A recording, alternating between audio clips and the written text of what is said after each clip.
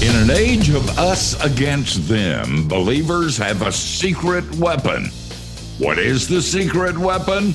Let's talk about it with Scott Sauls on Steve Brown, etc. He's an old white guy, an author, broadcaster, and seminary professor who's sick of religion. And he's brought friends. Please welcome Steve Brown, etc.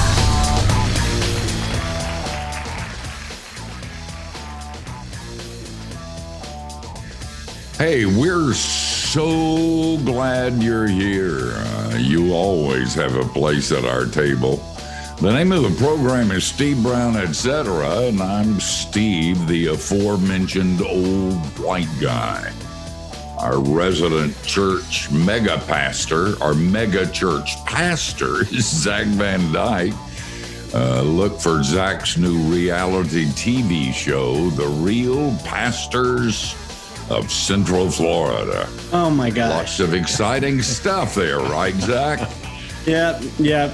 I have nothing to say to. I have no comeback. I don't know. I'm a lost mega pastor.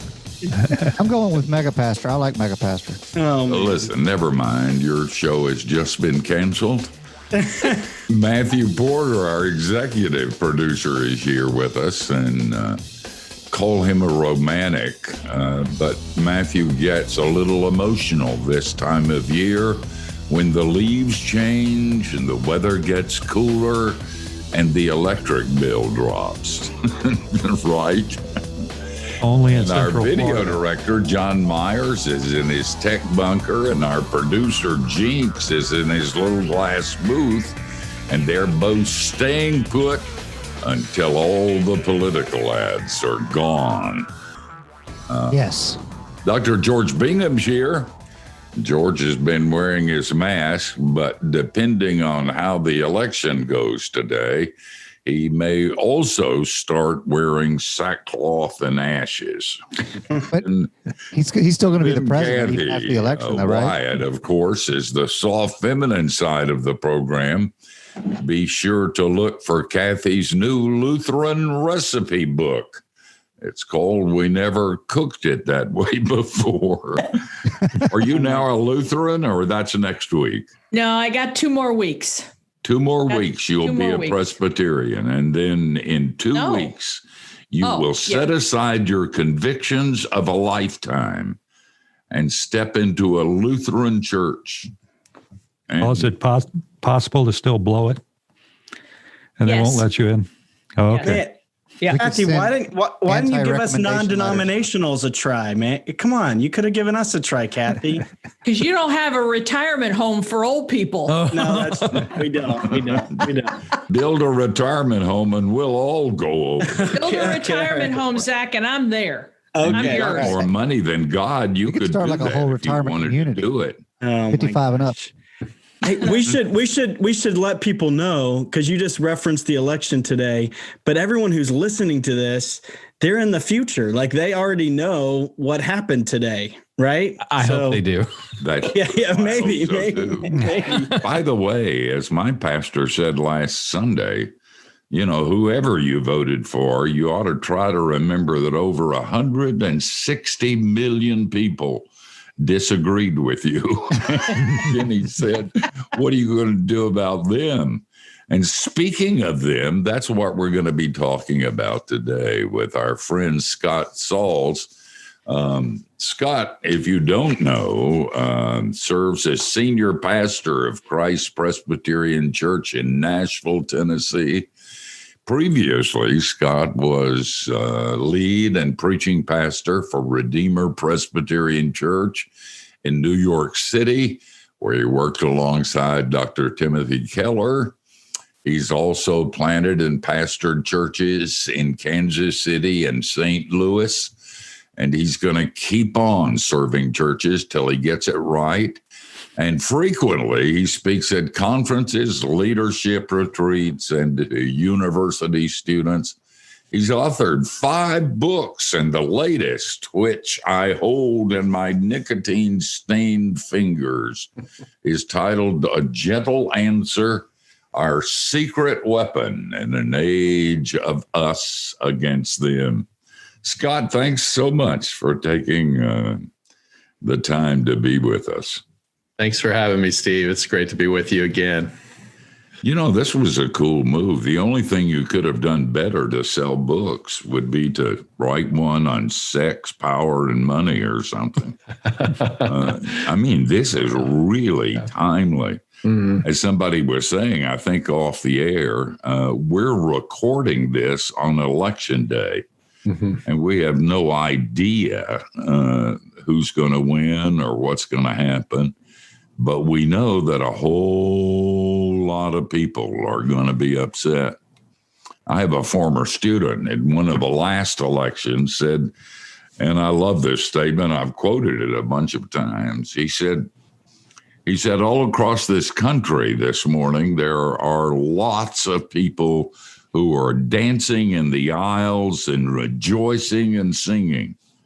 And he said also across this country, there are lots of people who are depressed and who are down and who are shedding tears. And I have a message for both of those people. Repent. You have too low a view of God, and your view of a man is way too high. I thought that was really cool, man. Wow. If somebody'd asked me to preach next Sunday, that's what I would say, but I guess nobody will. Okay. Why did you plan this? I mean, did you plan it to land right before the election? Well, we did, but we didn't realize the dumpster fire that this whole year would be, and so it's become a lot more than just a presidential election. But you know, as we know, things weren't that unifying in 2016, and when we conceived the book about 2 years ago, we were thinking, well, it's either going to be the same or worse this time around, and so why don't we write something that can help possibly move the needle in a direction that hopefully is reflective of what you just said, your repentance statement, Steve, that we make human beings and politicians and platforms way too big, and we make Jesus way too small in seasons like this. And it's reflected in our intensity and really in our fear and so on. But you know, last night my wife and I were watching a television special on politics and former U.S. presidents. They went all the way back to the beginning and talked about what was going on. And we have a tendency to think that today's the only way it's been, the only time it's been this intensive and so angry and hateful. But actually, you know, there's been more of that than there has of let's sing Kumbaya and walk off into the American sunset together. I mean, this is a bad kind of season, and it has been a lot of times in our past.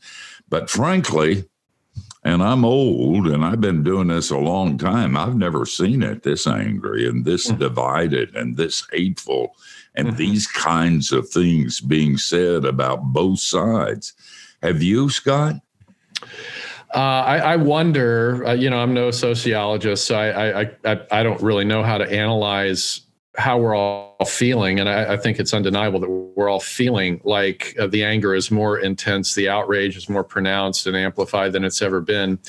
But I wonder if it's because more and more people have a public voice now than ever before because of things like social media and blogs, and you know, cable news wasn't as popular when I was growing up as it is right now. It seems like everybody's glued to a cable news outlet to get reassurance or to stir their outrage or what have you. And so I think there's social and cultural dynamics that are here now that give more voice to outrage than ever before. But if we go all the way back to the earliest chapters in the Bible, right? It was outrage against God that led the forbidden fruit to be eaten. And then then Adam and Eve turn against each other. Adam turns against God, and then Cain turns against Abel in Genesis 4. And so I think, and then the rest of the redemptive story in the Old and New Testament is basically a story about people ticked off at each other and wanting to cancel each other and wanting to injure each other and fight for power. And, I think that's where Darwin was right. Human being, and Nietzsche as well, human beings love power more than they love Jesus on the balance. And this is just a kind of all of it, I think, coming to fruition in kind of the perfect storm of 2020. You're going to love this book, by the way. You need to get it. A Gentle Answer, Our Secret Weapon in an Age of Us Against Them. If anybody else had been writing the book, I would think it was a wuss book. But I know you, and I knew you weren't going there. But, you start with that title, and the next step is don't have any convictions, keep your mouth shut, keep your truth to yourself, talk about the weather, and smile a lot, and we'll get along with one another. But you didn't say that. Yeah. This is a very practical book, and you ought to get it. This is a great time to study it in a small group in your church. Scott never sells out the truth. He always says we got to speak it, but he talks about the gentle hand of Jesus, and you're going to like it a lot. As I said, and get a pencil and write down the name of it. It's called A Gentle Answer, Our Secret Weapon in an Age of Us Against Them. And I must say, before we take a break, we're right, they're wrong.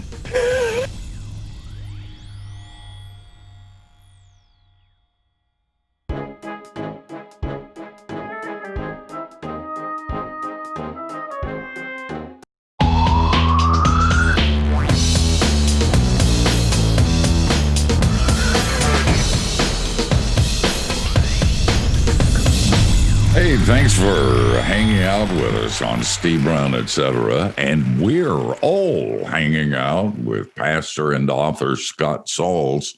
You can keep up with him at scottsauls.com and on Twitter, Facebook, Instagram at Scott Sauls. Scott, in the introduction, you had a terrific anecdote that I thought brought the idea of giving a gentle answer to vivid life in a story that happened a few years ago with Pete Davidson from Saturday Night Live. Mm-hmm. And I've kind of heard this story before, and yet just reading it again, it kind of like, oh, okay. Why are my eyes watering here? Yeah. Could you, for those who are not familiar with it, could you just tee that up? Yeah. So on Saturday Night Live, Pete Davidson went overboard with a politician that whose views he doesn't respect, and that's a politician named Dan Crenshaw, who was injured at war, lost an eye, wears an eye patch, and made a remark in his commentary about Crenshaw's disability in sort of a snarky way. And then, the internet did what the internet does and started piling on Pete Davidson for saying the things that he said that was beyond the pale, that was wrong, et cetera. And then Pete Davidson started posting things on his internet or on his social media accounts, essentially expressing his regret, even maybe intimated that he might hurt himself, that he wanted to leave this world, et cetera. And then Dan Crenshaw, whom he had insulted on the show, reached out to him privately and essentially, talked about how, everybody's got a purpose. You've got a platform. You've got plenty of opportunity. Please don't let this get you down. Basically a gesture of kindness, a gesture of the gentleness of Christ, for lack of a better term. I don't know if there is a better term. And it culminated in Crenshaw coming on Saturday Night Live, and they did a little bit together, kind of making light of a very serious thing that had happened. And then as the cameras go to commercial, before it goes to commercial, they thought it had gone to commercial, and Davidson, leans into Crenshaw and says, "You're a good man," which was really beautiful. Now, unfortunately, since that time, Davidson has backed off of what he said and has essentially started to say negative things again. But, so it goes. But in the moment, it was a beautiful expression, especially from Crenshaw, of, a gentle answer turning away wrath, as Proverbs 15:1 tells us. You see a problem. It's really interesting in the incident you reference. Over and over again, people have tried the gentleness thing, and then social media goes after them. Mm-hmm. They repent of their gentleness. Mm. That's very troubling. Yeah, it's there's a healthy form of wokeness and there's a toxic form of wokeness. Being woke, so to speak, in a healthy way is recognizing the very real injustices that happen in our world, and with the anger of Christ, which is a sanctified anger, wanting to do something about it, right? Like C.S. Lewis said, Christianity is a fighting religion. If we see a hurting people group, an injured people group, whether it's the vulnerable unborn, or whether it's people in a certain socioeconomic group or ethnic group, we want to act. But then there's a form of wokeness that goes overboard, that really, when it becomes about attacking people instead of attacking problems, and declaring an enemy and piling on as sort of a way to medicate, quite honestly, our own insecurity and our own shame. I mean, that was classic what the Pharisees did. I mean, they trust in themselves that they're righteous, and they look down on and treat other people with contempt.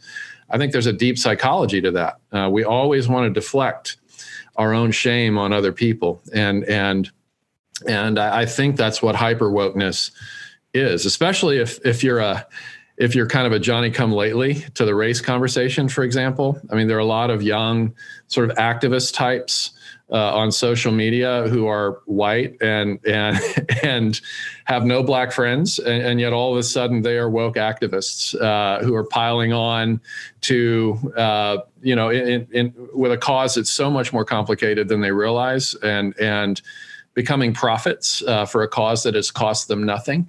And I think that that's the problem with social media. Is there's this dynamic where you can just yell about anything you want in all caps. You can shame, you can scold, you can cancel, you can do all these things in a way that doesn't cost you a dime. Whereas if you look at people like King, if you look at people like C. Everett Koop, on the political right, when he fought against the AIDS virus, when you look at Wilberforce as he fought abolition. I mean, these are people whose activism really cost them something. But now we live in an age where anybody can yell, and and everybody's under encouraged, right? And everybody's insecure, and so it creates this climate where everybody feels crushed by somebody because we're under encouraged and we're insecure and disconnected from the gospel in some way, shape, or form. And it's just this storm of pile on. So I don't know what the solution is outside of grace and outside of Jesus. It's ironic, behind all of the shouting and the posturing from everybody, we all do it in different ways, is I think a feeling of, like you had said, I want to know that I matter. And if we just stop shouting for a second, that's exactly what Jesus has been saying to us and to everybody else. You do matter. Stop, just stop for a second and listen to my message that you matter. That's why I did what I did. Mm-hmm. Yeah, I mean, the cross. He said, Black Lives Matter, and I would rather just say you matter. And that's profound and good stuff. Yeah, I think our African-American brothers and sisters, I think the pure message behind that, separating the statement from the political movement and just taking Black Lives Matter, I tell my kind of white evangelical friends who are just kind of triggered by that language is, look, if somebody said to you, when you say something on behalf of the unborn, unborn lives matter, and somebody says, well, all lives matter. Well, that will come across as dismissive, right? You're not saying that all lives don't matter. You're saying that unborn lives matter too. And if we take the statement Black Lives Matter and separate it from the political movement, that is a call to Christian love and empathy, I think. So. If you're allowed to do that these days. Yeah. Yeah, that's true. Right. I've been listening to Scott as he's joined us on this program, and frankly, I'm angry. I am really ticked. So much, it's hard to talk. But when we come back, Scott is going to fix me. I'm going to emerge from the other side. Doubt it. Gentle and kind and sweet. What do you mean, no, Zach? What's wrong with you? I'm fixable.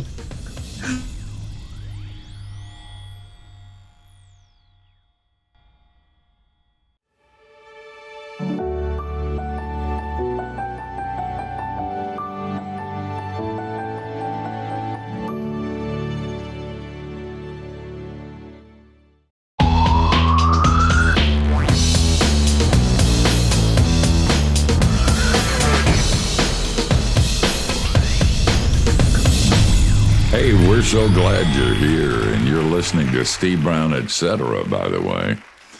If you're doing any Christmas shopping on Amazon, you can help Key Life at the same time at no extra cost to you.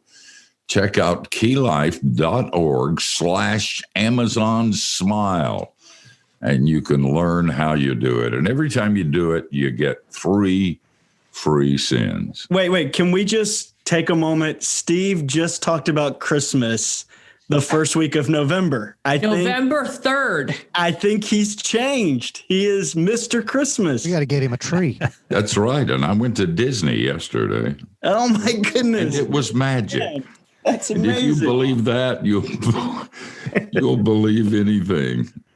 Scott, are you going to fix me? Maybe we can try to fix each other, Steve. I don't know if I can fix you. I'll try. Tell me what needs to be fixed. What needs to be fixed? He needs a Christmas tree in his office. Everything.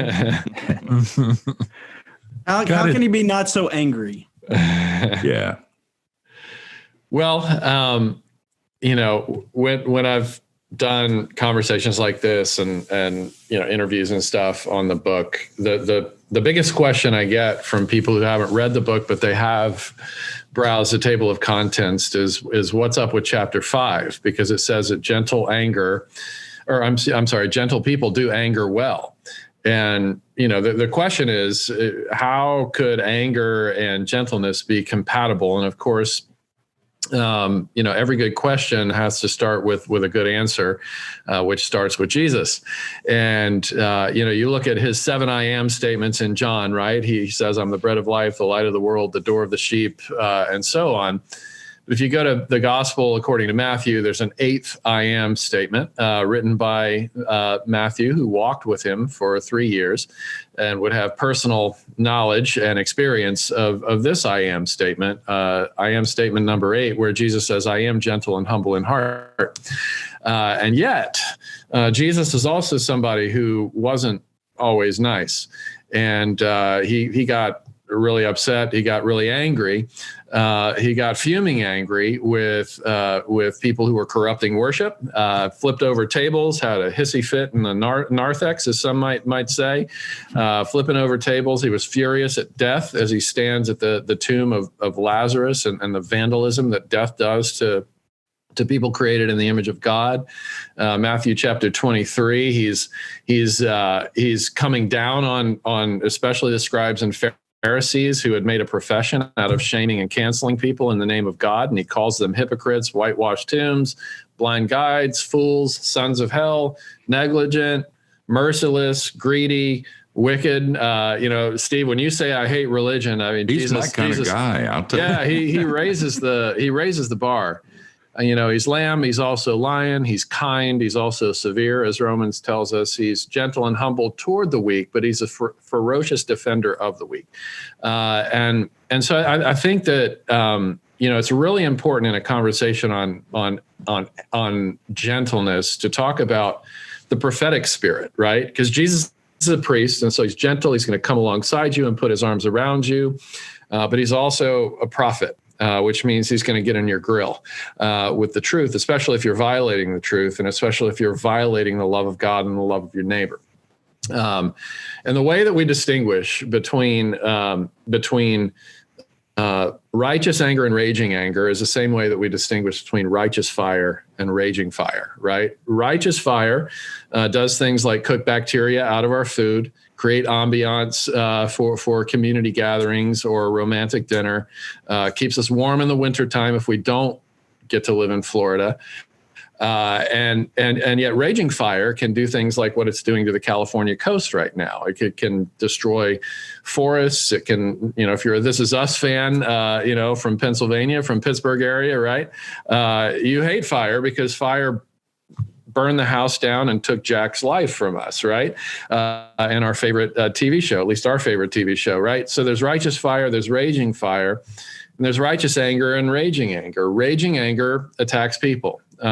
Righteous anger attacks problems.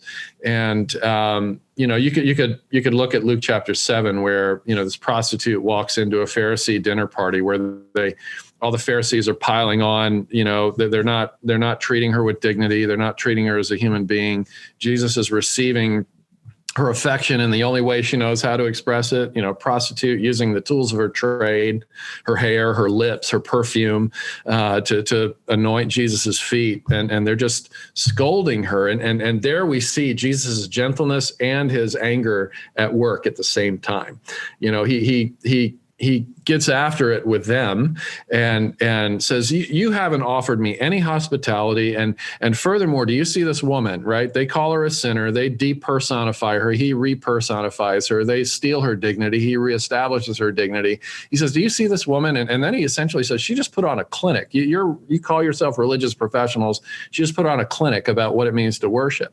Her experience of his anger toward them was gentleness toward her. And so you have anger and gentleness. His gentleness is protective as he attacks the evil that's being perpetrated against her. And so, sorry, that's a mouthful.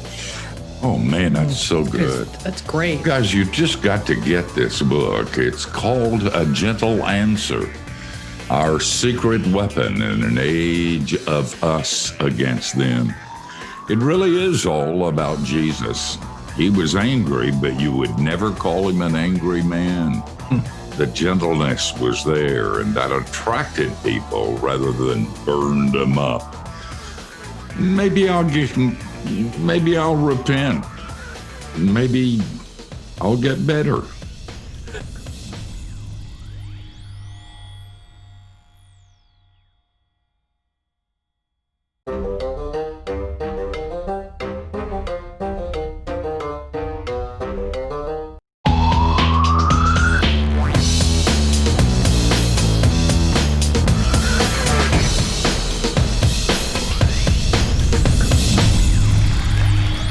You're listening to Steve Brown, etc., and we're so glad you're here. And we're so glad for this book.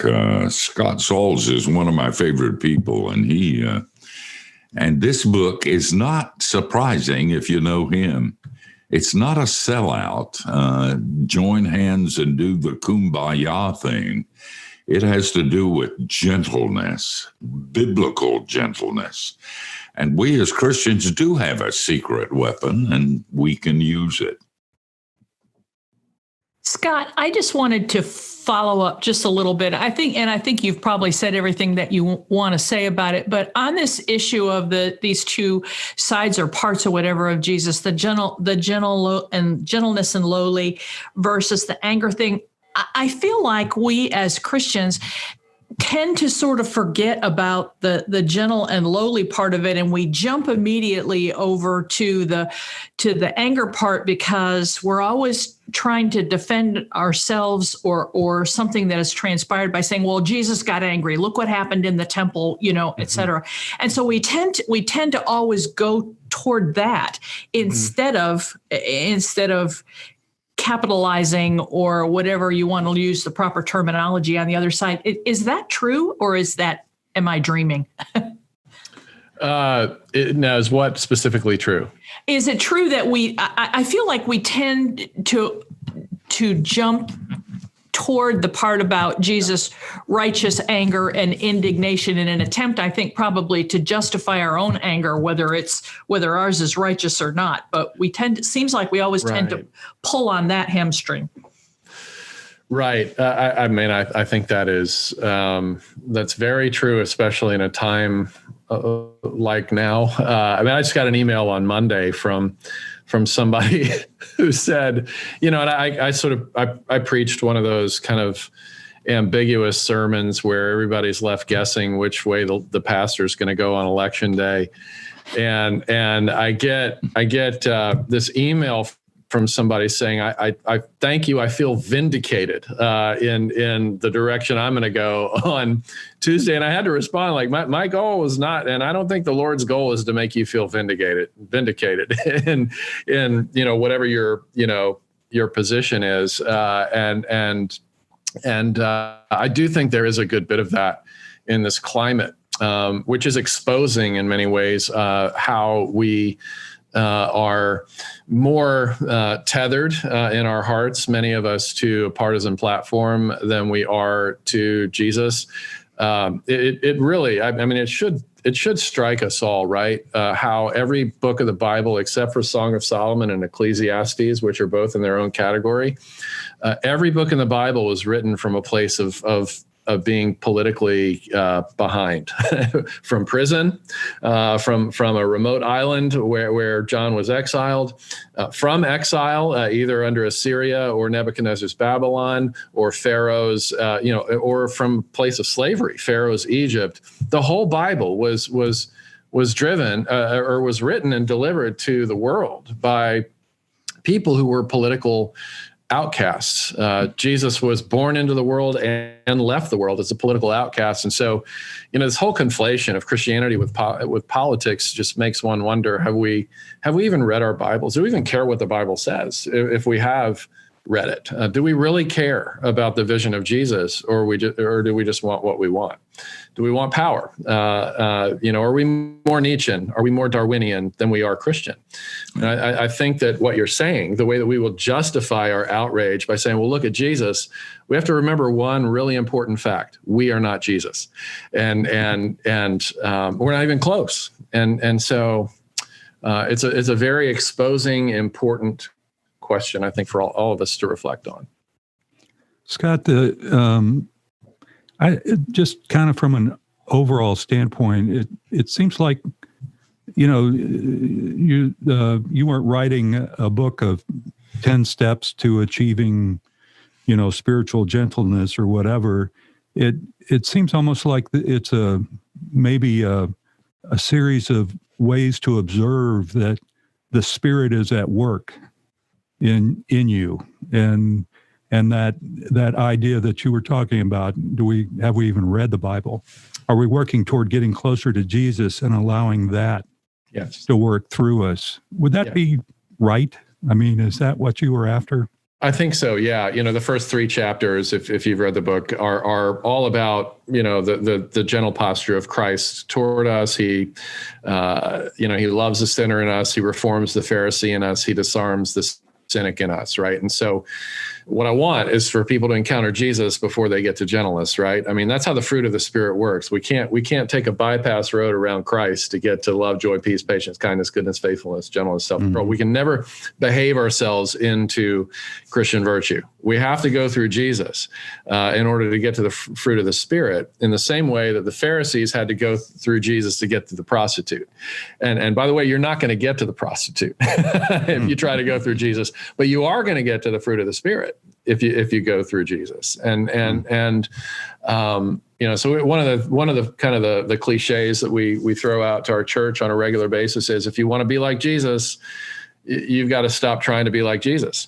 And take that energy and invest it instead in being with him and receiving what he has for you, including his gentleness and humility of heart, as well as his truth, right? Because he comes full of grace and truth.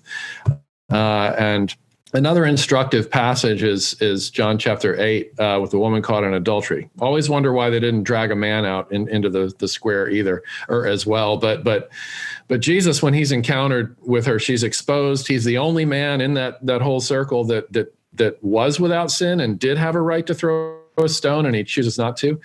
And he says to her, I do not condemn you. Now leave your life of sin. Now, if we take those two sentences and reverse the order of them, we lose Christianity, we lose Christ, and we're back to Pharisaical religion. It has to start with no condemnation before we can get to okay, now how should we then live? And so I'm sorry, I forgot what your question is, but hopefully what I just ended with is relevant to your question. Yeah. Good. Senior moment. Basically covered it. Yeah. Okay. Scott, you only have a few seconds, but I would love for you, the people listening to this, the election day will already be over. Hopefully they'll know who our next president is. Mm-hmm. What do you say to Christians whose guy won?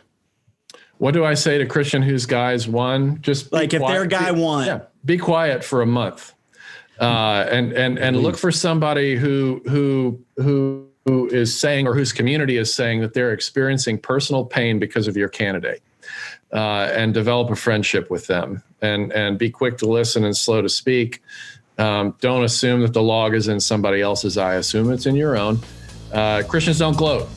Christians do not gloat. That's not a fruit of the Spirit. So, Scott, as always, you're a delight, and we appreciate your spending time. I love this book, and this is an important book for the church during these days. Thank you for being with us, and thank you for taking your time writing this book. I hope you'll come back. Some refuse. Anytime. Yes or no? Yes, absolutely. Yes. Good. Just wanted to make sure you kind of avoided that issue. And enjoying the background music. Sorry. Hey, guys, we'll tell you who we're going to do it unto when we come back.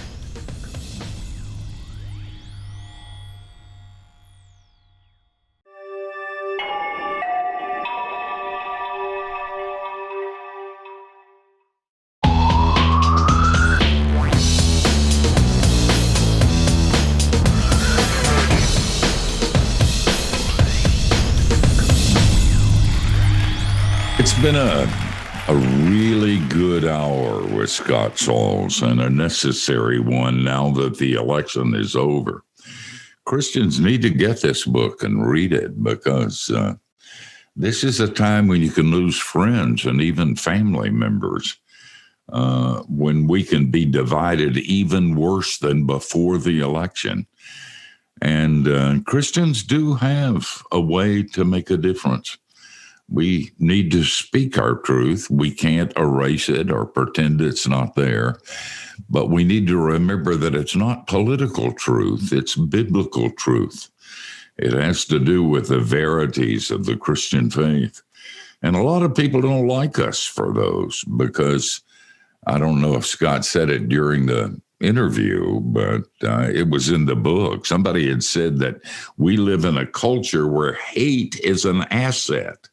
It's not, and it never is. And we as Christians need to make a difference with it. And a good place to start is with Jesus. Gentle. Oh, man. I don't know about you guys, but I'm sufficiently under conviction and need to repent, and I'm going to do a lot better. Or Jesus is, because I'm going to hang out with him a little bit more. now that the election is over. Kathy, who's going to be on next week? Next week, we have a gentleman. His name is Chris Torchia, and he is with Harvest USA, which is a ministry that reaches out to individuals that are dealing with sexual brokenness. And they have he has written an online study guide that's, I'm going to read it off my computer because the title is fairly long. It's titled Shattered Dreams, New Hope, First Aid for Parents Whose Son or Daughter Has Embraced an LGBTQ Identity.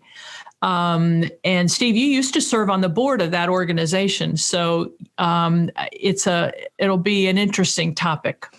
It's a great organization, and It really will be. And if you do have a child who is identifies himself or herself in that community, the first thing you ought to know is that you're not alone. There are so many of you, and you're going to love next week's program. Or if you have friends who are dealing with that sort of thing, it's not what you think it is, and you're going to learn some really important things next week, and me too.